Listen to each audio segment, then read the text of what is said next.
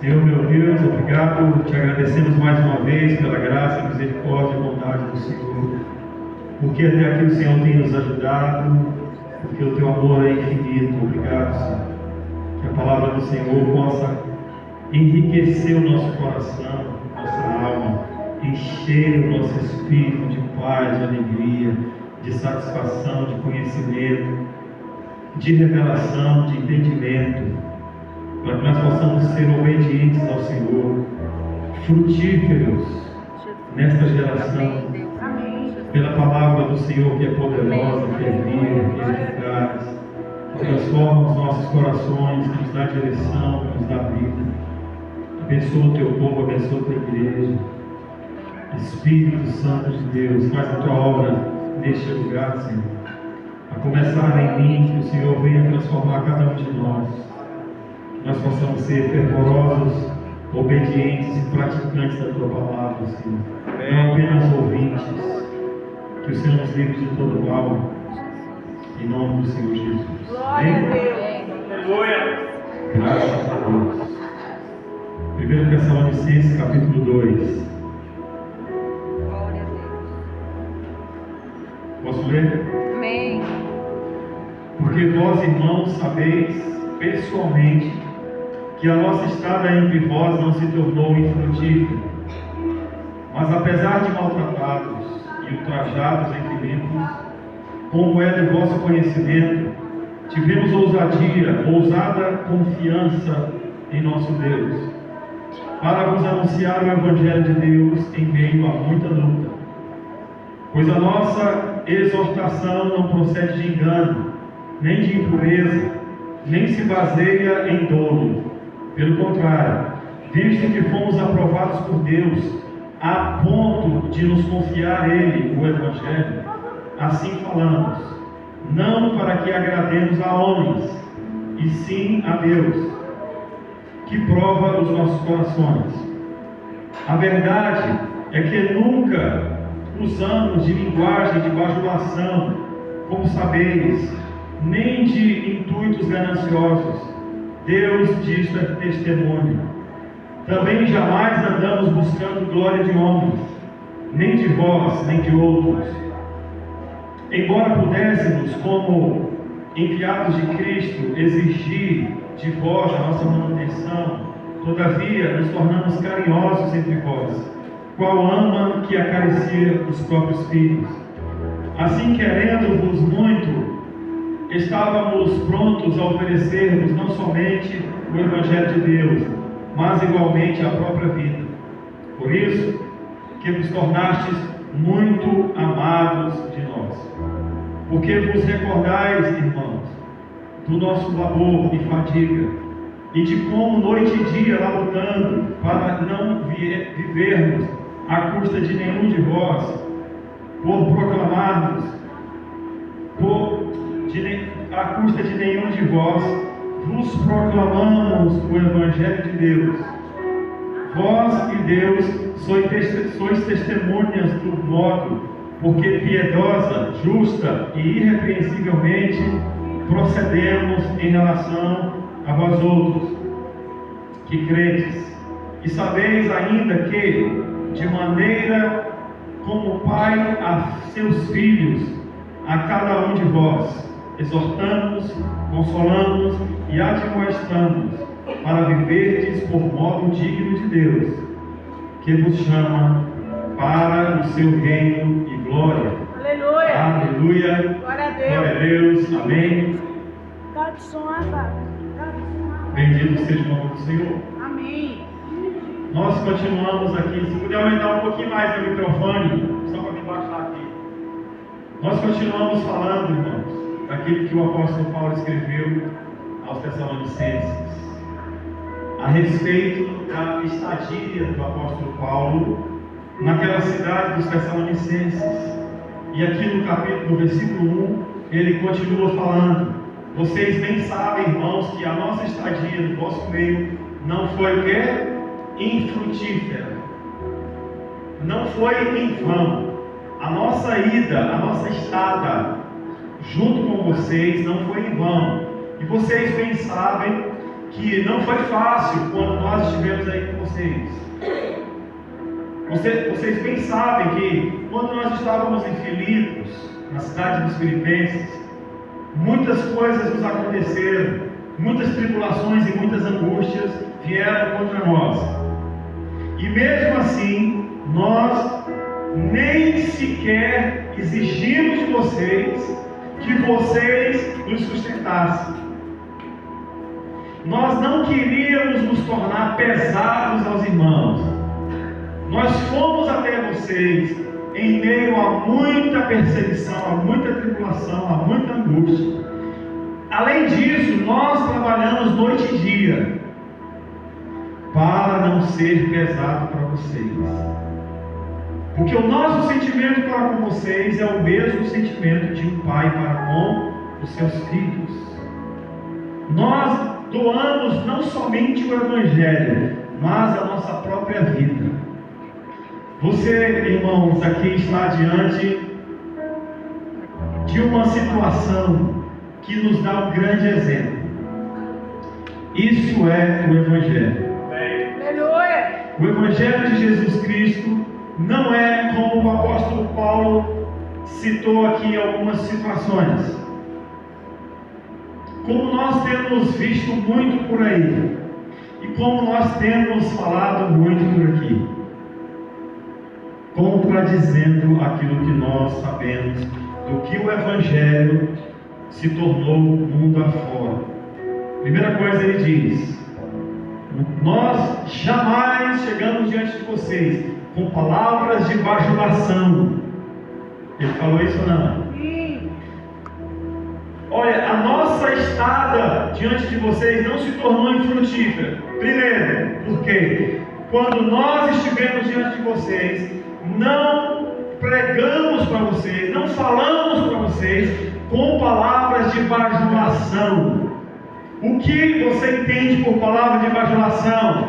O que seria uma pregação de bajulação? Massagear o ego.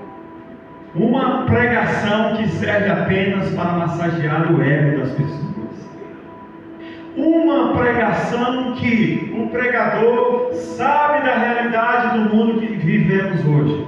E muitas vezes sabe da realidade dos seus ouvintes. Uma pregação de bajulação é como aquele coach que aluga um estádio e lota aquele estádio. Aonde as pessoas, para ouvi-lo, pagaram R$100 para ser chamado de violino. E aquele pregador que se diz pregador, ele é um tipo de pregador, mas não do Evangelho. Ele chega para aquelas pessoas aos milhares. Vamos colocar no Maracanã 100 mil pessoas ali, todas pagando R$100. O que o cara vai falar palavras de exortação para eles? É claro que ele vai falar uma palavra de bajulação. Então aquelas pessoas que estão ali, na sua maioria, são pessoas que tiveram uma semana de prostituição, de bebedice, de idolatria, de roubo, de drogas, de adultério, que mais? E tantas outras coisas. Aí elas pagam o ingresso porque diz que tem um homem de Deus, que é muito usado por Deus lá, para trazer uma pregação que vai trazer uma grande motivação no seu interior, e ela vai sair dali querendo subir as montanhas e trabalhar e ganhar dinheiro e viver bem com a sua família, não sei quem mais. Então ele diz: meu lindo, você será bem sucedido, você é o melhor de Deus, você é o centro da vontade de Deus. Teve um deles que disse: você está em pé de igualdade com Jesus Cristo, você é equiparado a Jesus Cristo. E assim ele vai falando, ao invés de trazer, claro, ele pode trazer consolo e não bajulação. Se eu sei que uma pessoa está em pecado, Jesus sabia que aquela mulher adulta estava em pecado, foi pego em flagrante adultério. Os canibais da religião queriam matá-la, e o amor de Deus estava em Cristo Jesus, que iria libertá-la. Aleluia. E Jesus, sabedor daquele problema, daquele adultério, vira para aquela mulher no final das contas e disse: cadê os teus acusadores? Eles não te acusavam? A mulher disse: não, nenhum deles. Jesus falou assim: eu também não te condeno, mas vá e não peques mais. Não é isso, irmão? Vá e não peques mais. Jesus está perdoando aquele pecado, mas não está bajulando aquela pecadora. Ele teve compaixão daquela mulher pecadora, assim como ele teve de mim e de você. Aleluia. Ele vem e nós estivemos todos sujos, cheios de coisas erradas, e ele vem de braços abertos, como sempre, e recebe a todos que se chegam a ele. Mas ele olha para mim e para você e fala: abre o teu olho e põe a tua barra de molho, e cuidado para que você não continue pecando, para que não te aconteça coisa pior. Não foi assim com aquele cego que ele curou lá no templo, e Jesus falou assim: olha, você está vendo agora, né? Estou, Senhor. Pois é, cuidado, não volte a pecar, para que não te aconteça coisa pior. Não é agora nós estamos aqui na igreja, no tempo da graça, Jesus perdoou, lavou os nossos pecados, somos livres do pecado e da morte. Aleluia. Para vivermos pela graça, mediante o Espírito Santo, não para continuar pecando. Então Paulo está dizendo para a igreja dos Tessalonicenses: olha, vocês bem sabem que a nossa estada diante de vocês não foi infrutífera. Por quê? Porque nós não fomos até vocês com palavras de bajulação. Eu não estou aqui, meu amado irmão, minha irmã, para ficar bajulando você. Oh, meu lindo. Ah, pastor, eu pequei. Não tem problema não, é assim mesmo. Desde que você traga os seus dízimos e as suas ofertas, não tem problema, pode viver lá, ninguém é de ferro mesmo. Não. Nós precisamos pregar o Evangelho da forma como ele é. Aleluia. Somente o Evangelho sendo pregado da forma como ele é que não se tornará infrutífero na vida das pessoas. Por que há os milhares de pessoas que ouvem essas bajulações, saem de lá e voltam a cometer as mesmas coisas? Porque as palavras que elas têm ouvido não são palavras que trazem vida eterna. Elas podem até sair dali motivadas, chorando, comovidas, porque ele até tem um jeitinho manso. Ah, meu lindo! Ele faz uma forma, um jeito, e vai bajulando um aqui, e já são meia-noite, ninguém quer ir embora.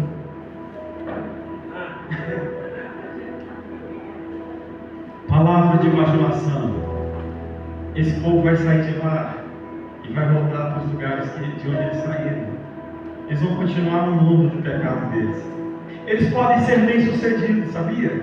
Porque é bom aquelas palavras lá para algumas coisas. Eles serão bem-sucedidos se eles aplicarem aquelas coisas que eles ouvem lá na sua empresa. Ótimo. Só que não traz vida eterna. E tem um deles que agora está até fazendo casamento. Esse é o mais forte. Esse é o mais salvo, mais forte. Batizando pessoas em nome de Jesus, enganando e recebendo centenas de milhares de reais e comprando mansões. Paulo está dizendo: vocês sabem que quando eu fui aí, nós fomos aí, não usamos de palavra de bajulação, nem de interesses gananciosos, Nós não fomos aí com a intenção de ganhar dinheiro de vocês. Nós não cobramos taxa. Eu não cobrei para pregar para vocês. Eu e os meus companheiros apóstolos, nós não tínhamos segundas intenções ao pregar a vocês. Pelo contrário, nós queríamos muito vocês. Nós desejamos muito vocês. Aleluia. Amém. Como um pai aos seus filhos, nós exortamos vocês, nós consolamos vocês, nós corrigimos vocês. Aleluia. Como aqueles pais que acariciam seus filhos.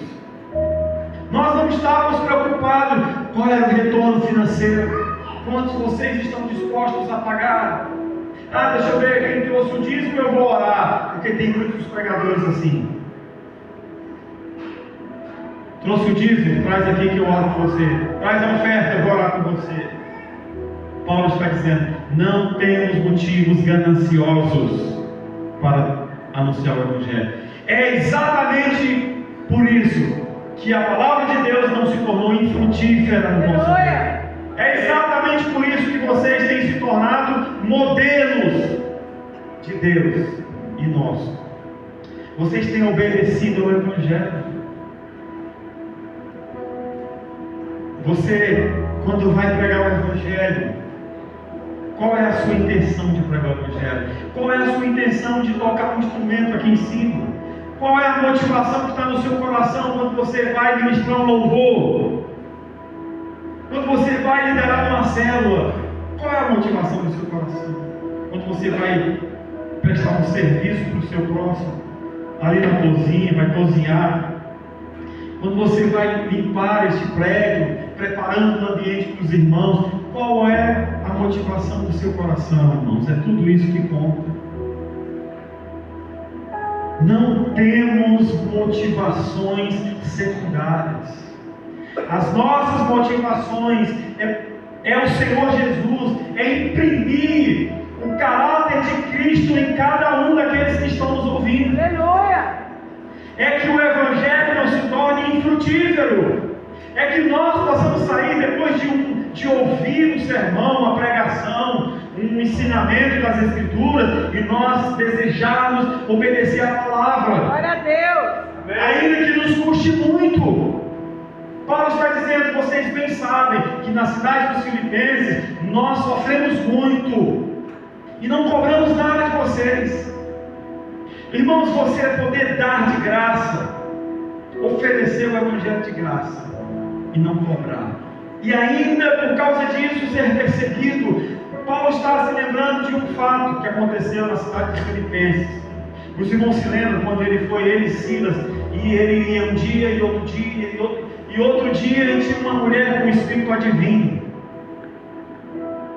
E toda vez que Paulo ia para a praça, aquela mulher com espírito adivinho falava: esses homens, olha, esses homens são servos do Deus Altíssimo, ouçam o que eles têm a dizer.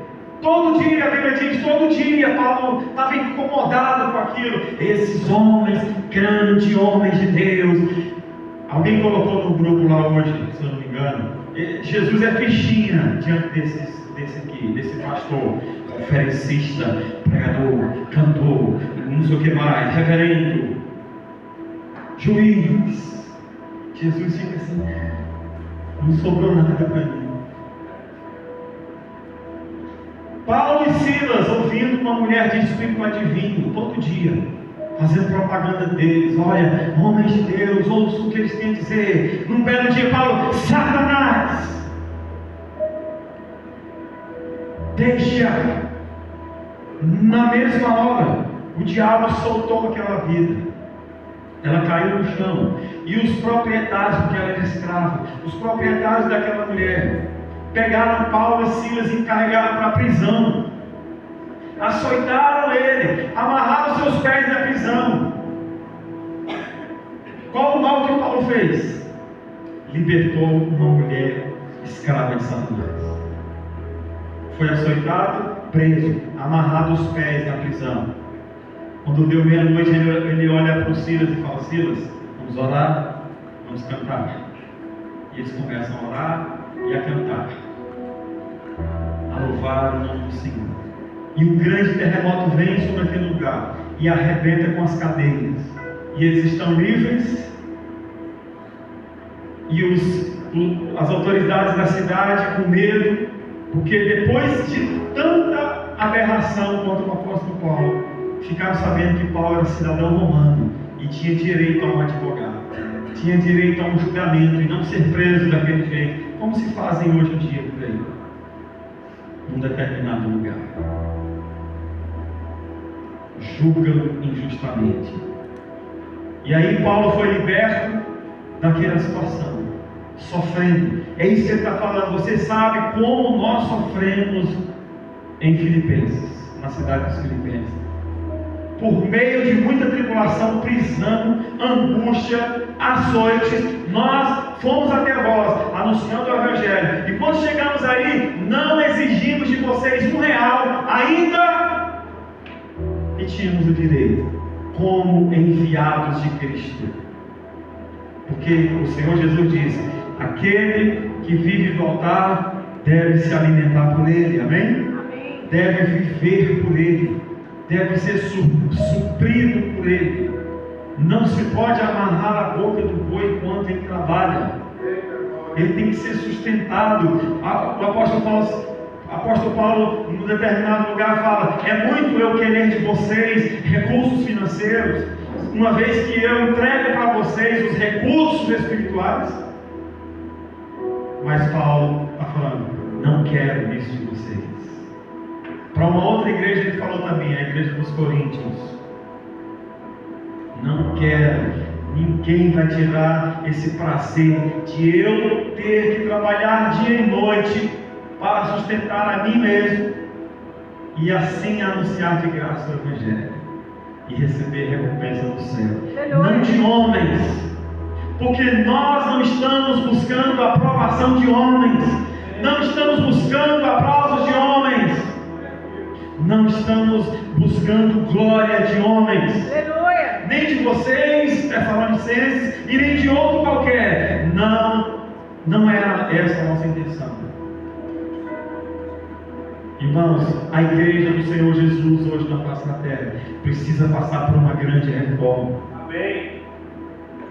Muitos pregadores enriquecendo, cobrando muito dinheiro para pregar o Evangelho, para pregar 40 minutos, cobrando absurdos, e mais, querendo seguidores, querendo glória humana, querendo ser reconhecido, querendo ser aplauso, ao ponto desses pregadores que estão pregando e de falar: se ninguém der glória, eu vou embora, se ninguém aplaudir, eu vou embora.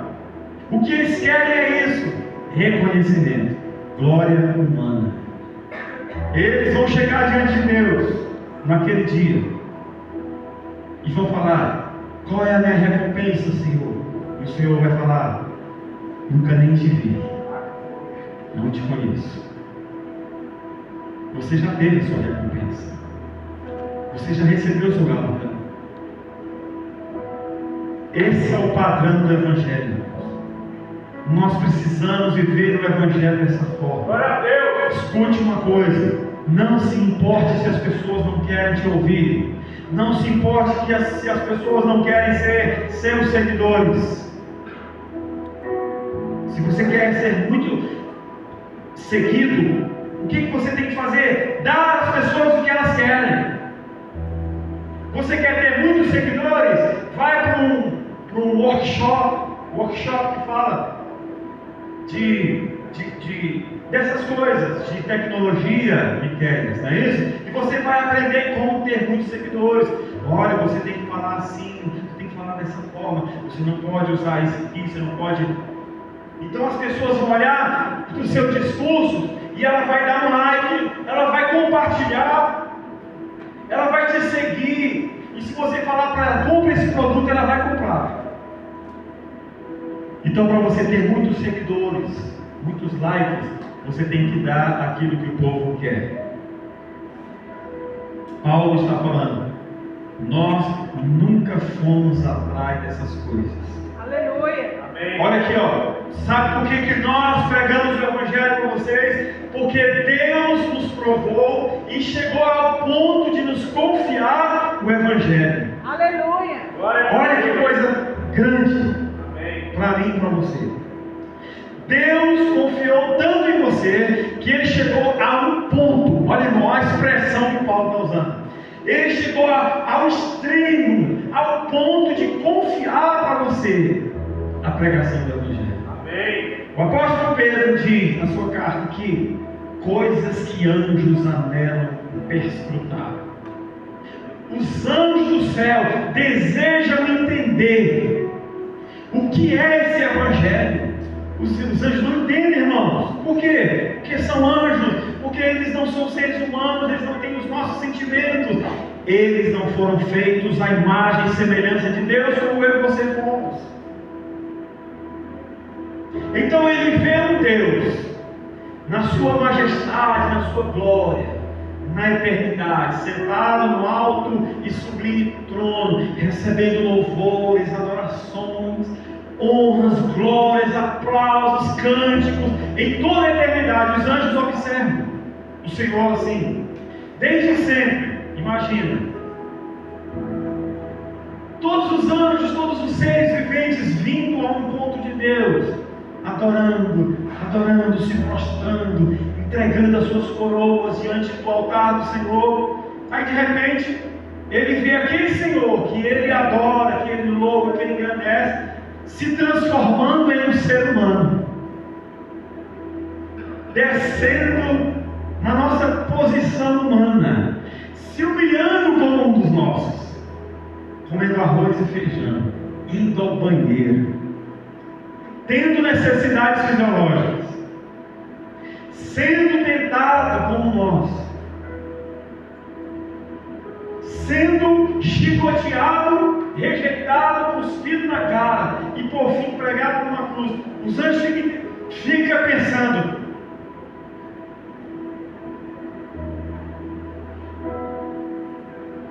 o que leva um ser supremo que criou todas as coisas?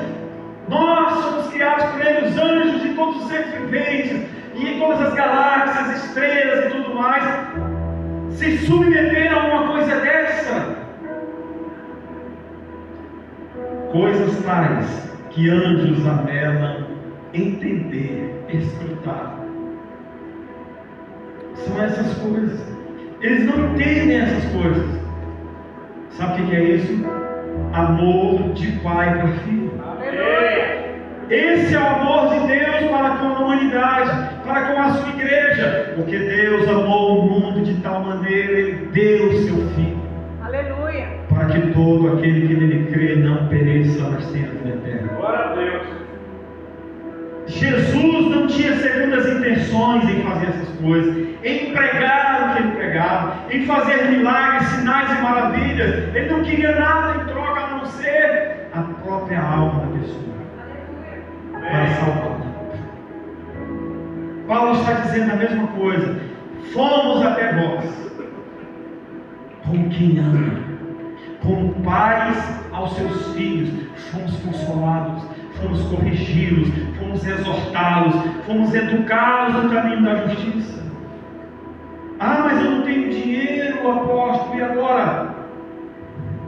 Eu vou trabalhar dia e noite e vou comprar o meu alimento. E vou trabalhar e vou comprar o meu alimento. E nas horas vagas nós nos reuniremos e eu vou expor para vocês a grandeza do Deus que nós servimos.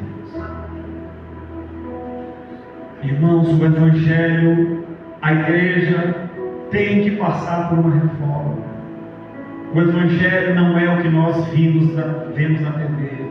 O Evangelho não é o que nós vemos em muitos lugares, nas redes sociais, no rádio. Não. Está longe. Passa longe, irmãos. O Evangelho, aquela pessoa que foi alcançada pelo Evangelho, ela tem esse sentimento. Ela não vê no Evangelho uma oportunidade para enriquecer, não. Ela não olha para o Evangelho e fala: uau, esse povo gosta dessas coisas e eu sei fazer, então eu vou e vou exigir o dinheiro deles. Não. É bíblico que nós ofertemos na igreja. É bíblico que nós entreguemos a Deus as nossas primícias, os nossos dízimos. Está escrito isso, mas nós não vivemos por essas coisas. Se tiver, nós vamos usar. Se não tiver, nós vamos arregaçar as mãos e vamos trabalhar. Aleluia. Graças a Deus por cada um dos irmãos Amém. que entendem essas coisas e trazem os seus dízimos e as suas ofertas aqui neste lugar. E eu não preciso trabalhar lá fora. Eu trabalho de muitas outras maneiras. Mas se não fosse assim, não teria problema. Eu sou um abençoado por Deus, porque eu tenho os irmãos que sustentam esse ministério. Amém. Mas nós não andamos por causa disso. Nós não olhamos para o Evangelho com essa intenção. Jamais! O Evangelho não é uma grande fonte de lucro. Paulo disse para Timóteo: é sim uma grande fonte de lucro com contentamento. Esteja satisfeito com o que você tem.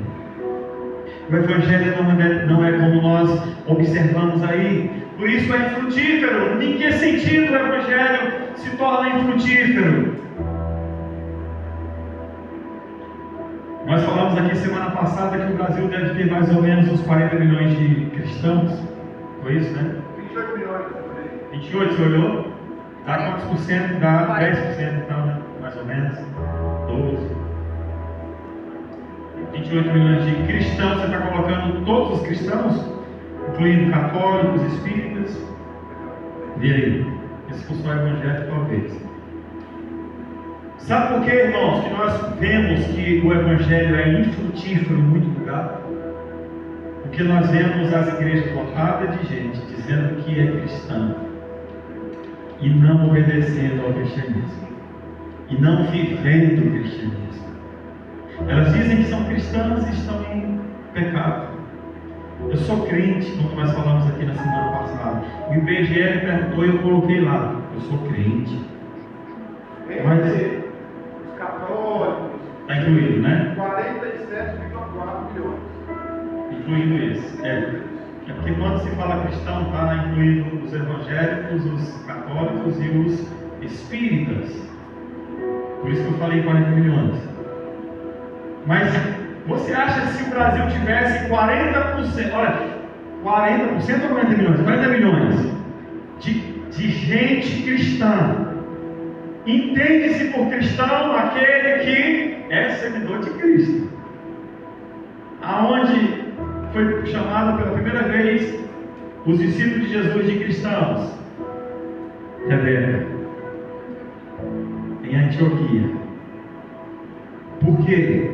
Porque eles viram o proceder dos crentes e falaram: são pequenos cristos.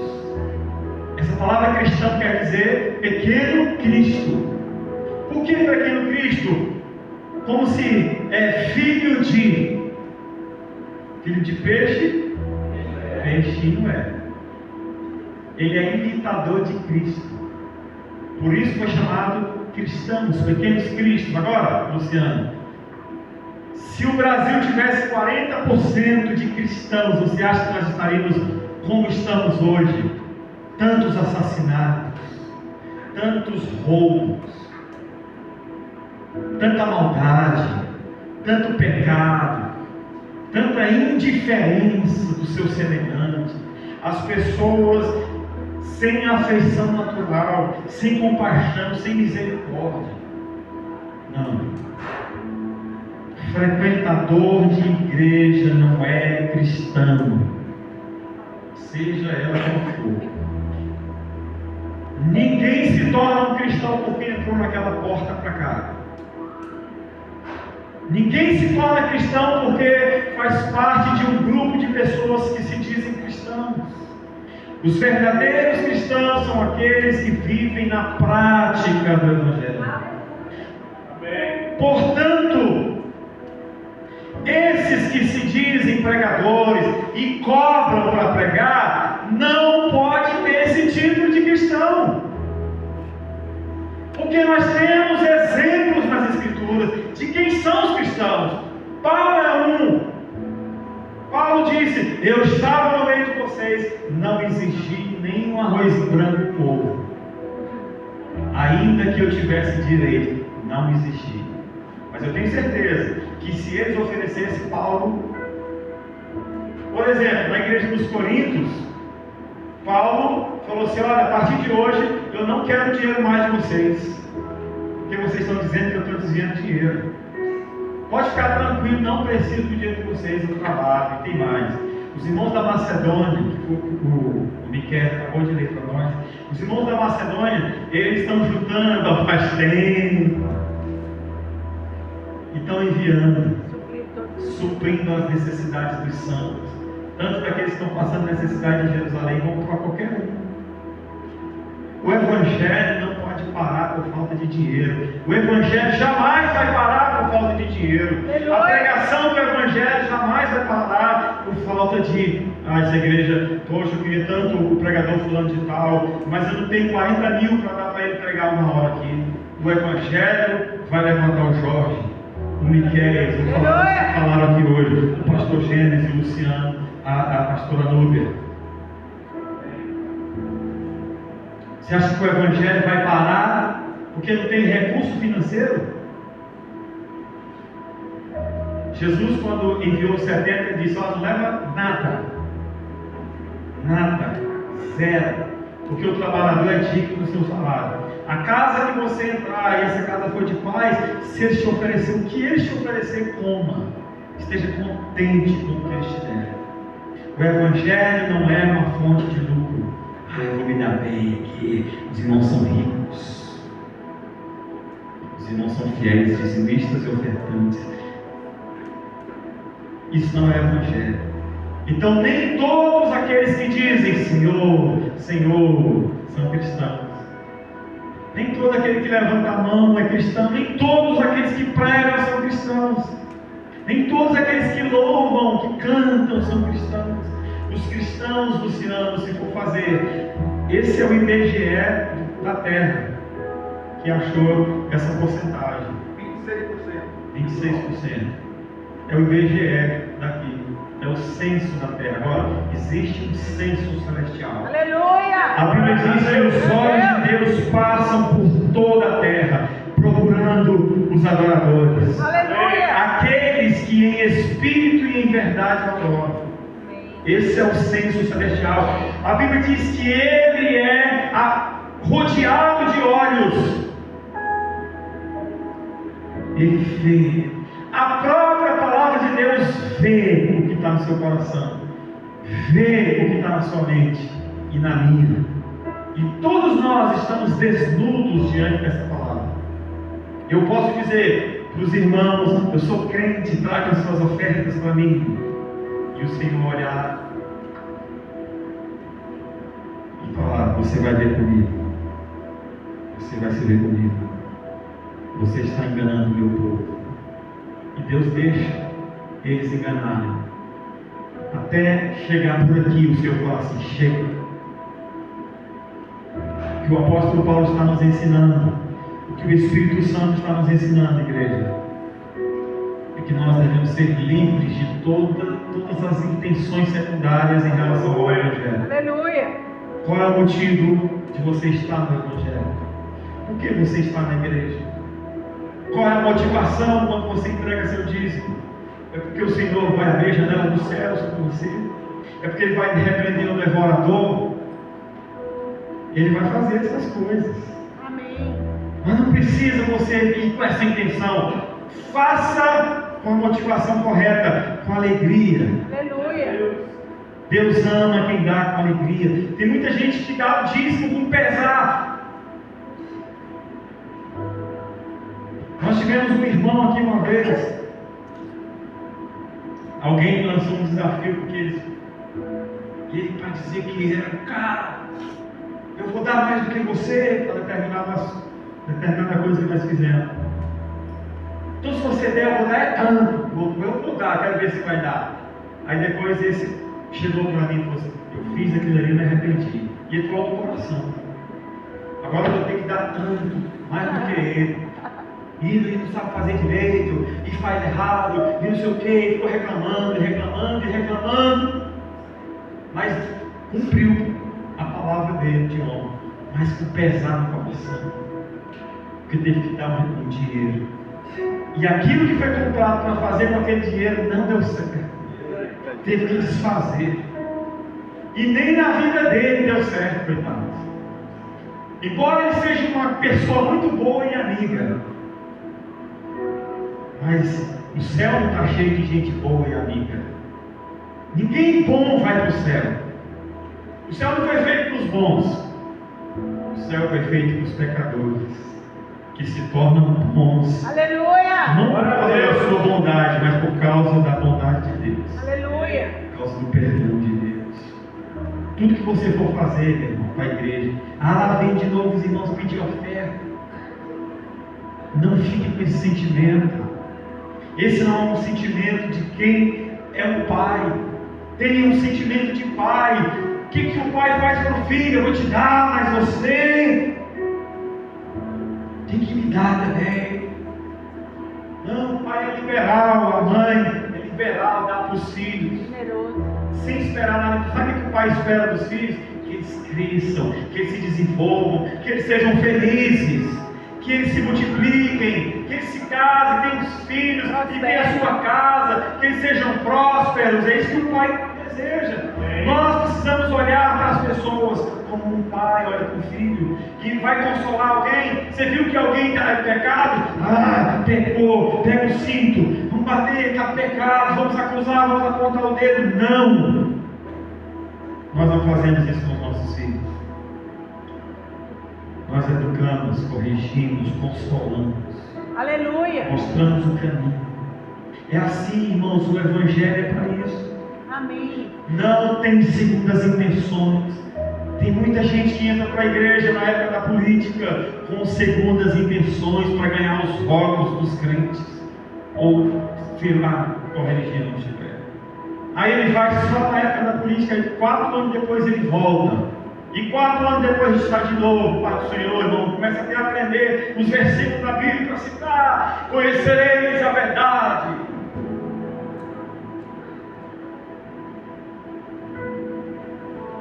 Não quer dizer que é crente. Não quer dizer que é cristão. Nós precisamos nos voltar para o Evangelho genuíno. Aleluia! Glória a Deus! O Evangelho é muito simples.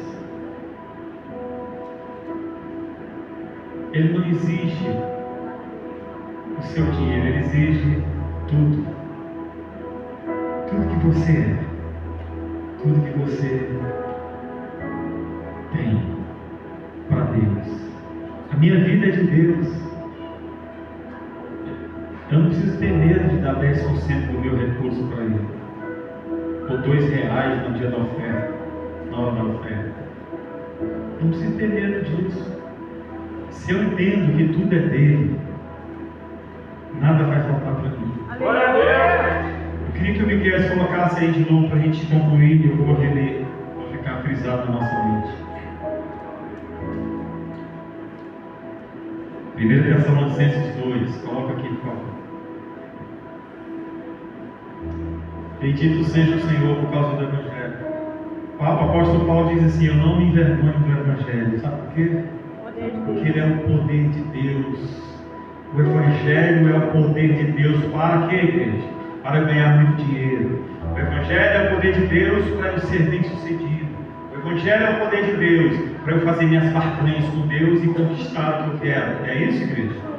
O Evangelho é o poder de Deus para salvar, para transformar, para mudar o rumo, para levar para a eternidade. É para isso que o Evangelho serve. Por isso eu não me envergonho. Como que eu vou me envergonhar de uma coisa que vai transformar as vidas? Vai transformar as famílias, os relacionamentos. Esse é o Evangelho. E tem a forma de pregar o Evangelho. E vamos ver aqui de novo. Porque vós, irmãos, sabeis pessoalmente que a nossa estada entre vós não se tornou infrutífera. Mas, apesar de maltratados e ultrajados em Filipos, como é do vosso conhecimento, tivemos ousada confiança em nosso Deus, para vos anunciar o Evangelho de Deus, em meio a muita luta. Pois a nossa exortação não procede de engano, nem impureza, nem se baseia em dolo. Pelo contrário, visto que fomos aprovados por Deus, a ponto de nos confiar a Ele o Evangelho, assim falamos, não para que agrademos a homens, e sim a Deus que prova o nosso coração. A verdade é que nunca usamos de linguagem de bajulação, como sabeis, nem de intuitos gananciosos. Deus diz testemunha. Também jamais andamos buscando glória de homens, nem de vós, nem de outros. Embora pudéssemos, como enviados de Cristo, exigir de vós a nossa manutenção, todavia nos tornamos carinhosos entre vós, qual ama que acaricia os próprios filhos. Assim, querendo-vos muito, estávamos prontos a oferecermos não somente o Evangelho de Deus, mas igualmente a própria vida. Por isso que vos tornastes muito amados de nós, porque vos recordais, irmãos, do nosso labor e fadiga, de como noite e dia lá lutando, para não vivermos à custa de nenhum de vós, vos proclamamos o Evangelho de Deus. Vós e Deus sois testemunhas do modo, porque piedosa, justa e irrepreensivelmente procedemos em relação a vós outros, e creis.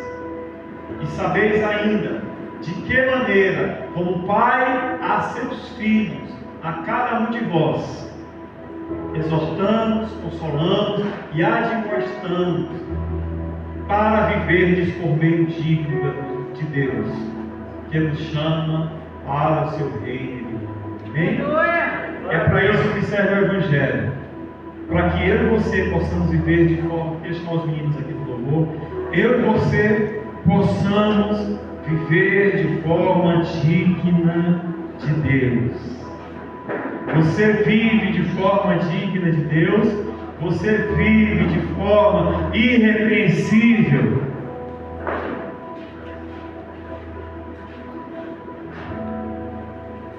Você vive de forma irrepreensível, irmãos. O Evangelho é o poder de Deus para fazer isso na sua vida.